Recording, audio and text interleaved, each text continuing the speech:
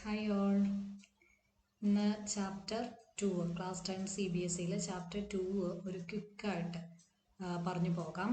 കാരണം ഇപ്പോൾ എക്സാം വരുമല്ലേ, അതുകൊണ്ട് ഒന്ന് ഓടിച്ചിട്ട് നമുക്ക് ആ ചാപ്റ്റർ ഒന്ന് റിവിഷൻ ചെയ്യാം.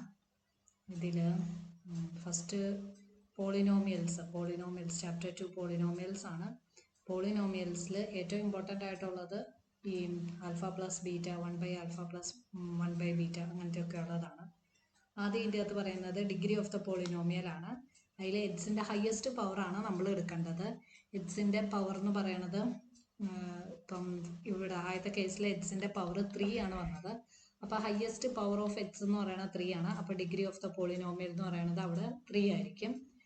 പിന്നെ ഇവിടുത്തെ യുവിൻ്റെ പവർ ഓരോന്ന് നോക്കുക. ഇവിടെ U 6, 4, 2, 1. ഇതിൻ്റെ അകത്ത് യുടെ ഹയസ്റ്റ് പവർ 6 ആണ്. അപ്പോൾ ഇവിടെയും ഡിഗ്രി ഓഫ് ദ പോളിനോമിയൽ എന്ന് പറയുന്നത് 6 ആണ്. ചിലപ്പോൾ 1 മാർക്ക് ക്വസ്റ്റ്യൻ ആയിട്ട് ചോദിക്കാൻ പറ്റും ഏതൊക്കെയാണ് പോളിനോമിയൽ ഉള്ളത്, which of the mark polynomial അല്ലാതെ നോട്ട് എ പോളിനോമിയൽ ഏതാണ്. ഇതിൽ 1/x-1 പോളിനോമിയൽ അല്ല, √x പോളിനോമിയൽ അല്ല, 1/ ഇത് പോളിനോമിയൽ അല്ല. ഇപ്പോൾ √2 + x എന്ന് എഴുതി കഴിഞ്ഞാൽ അത് പോളിനോമിയൽ ആണ്. കാരണം √2 വന്നത് നമ്പറിനാണ്. നമ്പറിന് റൂട്ട് വന്നതിന് കുഴപ്പമില്ല. പക്ഷേ എക്സിൻ്റെ പവറായിട്ട് ഡിഗ്രി ആയിട്ട് വരുന്നത് എപ്പോഴും ഹോൾ നമ്പേഴ്സേ വരാമുള്ളൂ. 0, 1, 2, 3, 4 അങ്ങനത്തെ നമ്പേഴ്സേ വരാമുള്ളൂ. പിന്നെ പോളിനോമിയൽ ഓഫ് ഡിഗ്രി 1 വരുന്നതിനെ പറയുന്നതാണ് ലീനിയർ പോളിനോമിയൽ. എക്സിൻ്റെ പവർ 1 ആയിട്ട് വരുന്നത് അല്ലെങ്കിൽ വൈയുടെ പവർ 1 ആയിട്ട് വരുന്നതാണ് ലീനിയർ പോളിനോമിയൽ. ക്വാഡ്രാറ്റിക് എന്ന് പറയുമ്പോൾ എക്സിൻ്റെ പവർ 2 ആയിട്ട് വരും. ഇവിടെ എക്സിൻ്റെ പവർ 2 ആണ്.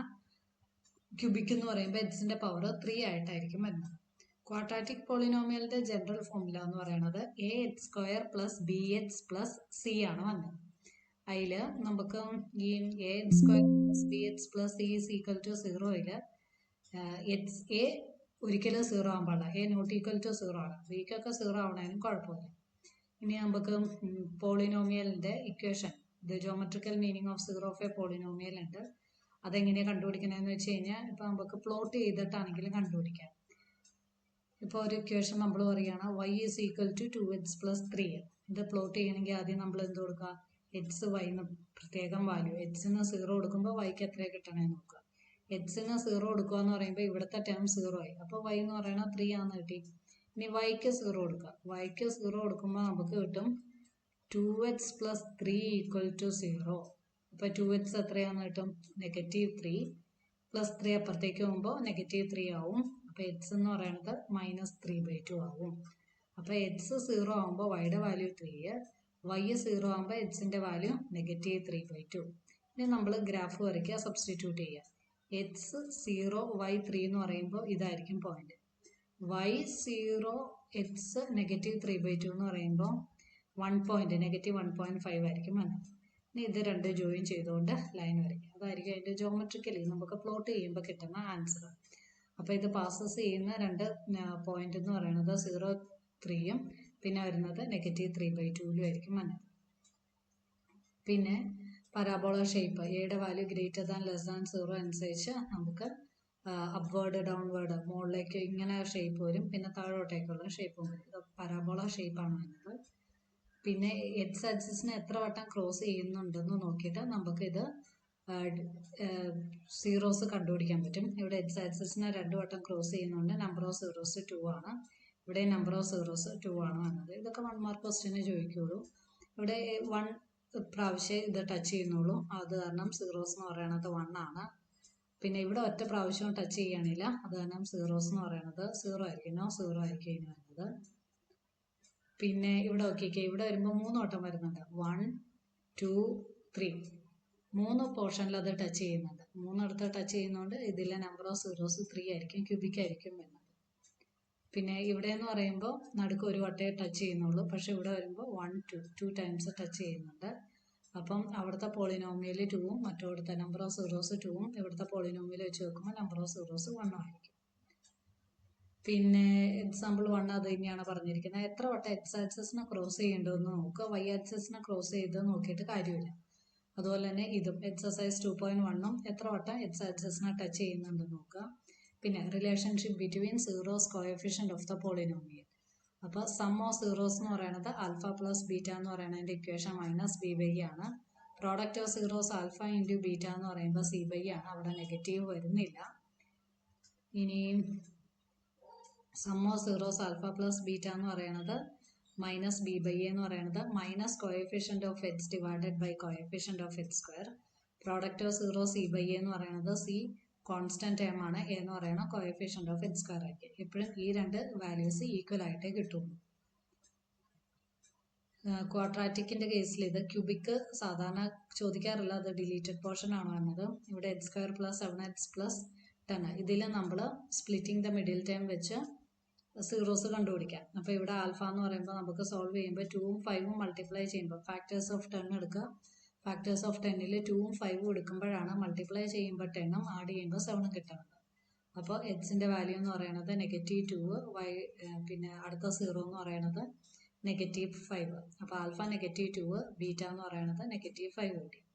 ഇനി ഇവിടെ എച്ച് സ്ക്വയറിൻ്റെ കോഎഫിഷ്യൻറ്റ് 1 ആണ്, അപ്പോൾ എ 1 ആണെന്ന് കിട്ടും. ഇവിടെ എക്സിൻ്റെ കോഎഫിഷ്യൻറ്റ് 7 ആണ്, അപ്പോൾ ബി 7 ആണെന്ന് കിട്ടും. ഇവിടെ കോൺസ്റ്റന്റ് ടേം എന്ന് പറയുന്നത് 10 ആണ്, അപ്പോൾ 1, 7, 10 എന്ന് പറഞ്ഞ വാല്യൂസ് നമുക്ക് കിട്ടി. ഇനി ഇത് എന്ത് ചെയ്യുക, സം ഓഫ് സീറോസിൽ കൊടുക്കുക. അപ്പോൾ ആൽഫ പ്ലസ് ബീറ്റ -2 -5, ഇത് ആൽഫ ഇത് ബീറ്റ. അത് തന്നെയല്ലേ നമുക്ക് മൈനസ് ബി ബൈ എ കിട്ടണത്, -7/1. അപ്പോൾ അത് കറക്റ്റാണ്, വെരിഫിക്കേഷൻ ആണ് വന്നത്. പ്രോഡക്റ്റ് ഓഫ് സീറോസ് എന്ന് പറയുമ്പോൾ -2 × -5 10 ആണെന്ന് കിട്ടും.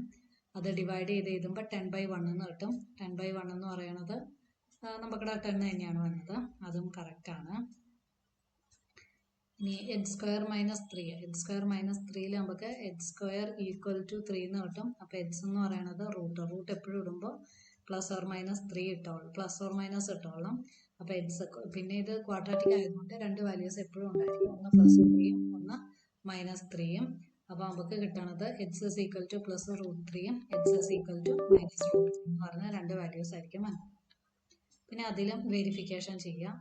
പിന്നെ ഒരു ക്വാഡ്രാറ്റിക് ഇക്വേഷൻ തന്നു കഴിഞ്ഞ് കഴിഞ്ഞാൽ ഇവിടെ തന്നിട്ടുണ്ട് സം -3ഉം പ്രോഡക്റ്റ് 2 ആണ്. അപ്പോൾ നമുക്കിവിടെ ക്വാഡ്രാറ്റിക് ഇക്വേഷൻ എഴുതാനുള്ള formula k × h² minus some of zeros into H plus product of zeros എന്ന് പറയുമ്പോൾ ആൽഫ ബീറ്റ, അങ്ങനെയാണ് വന്നത്. ഇത് സം ഓഫ് സീറോസും ഇത് പ്രോഡക്റ്റ് ഓഫ് സീറോസും.